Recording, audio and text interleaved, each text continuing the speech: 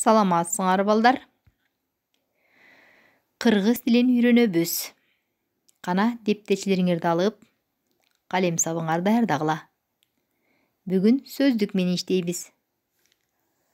Ызаат, ызаат, ызаат, бирөөнү ызаат кылуу, сыйлоо, ыклас, ыклас, ыклас, бир нерсеге көңүл коюу.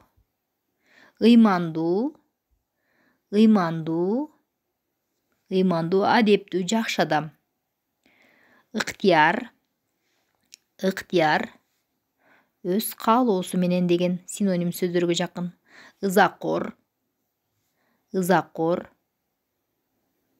ызакор, ырдоо, ырдоо, ырдоо, ылдам, ылдам, ылдам, ылдый, ылдый, ылдый, ылай, ылай, ылай, ыктыярдуу, ыктыярдуу, ыктыярдуу, ырыс, ырыс, ырыс кечиктүү дейбиз, ырыс.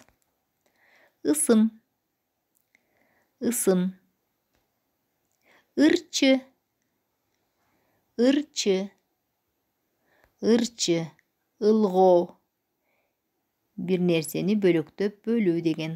Ылгоо, ылгоо, ызгаар, сүрөттө эмне турат? Ызгаар суук, ызгаар, кыш, кышта ызгаар.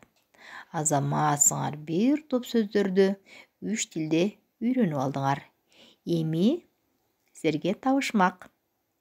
Кыргызча кандай аталат? Бул жерде 3 сүрөт турат. Кыргызчасын кандай аталарын жазып, комментарийге жазып койсоңор да болот. Азаматсыңар балдар. Сабак жакса лайк баскыла, подписка болгула. Кыргыз тилин үйрөтүү боюнча сабактарымды ушул социалдык баракчаларга жүктөп койдум. Кыргыз тилин үйрөнөбүз. Саламатта калгыла.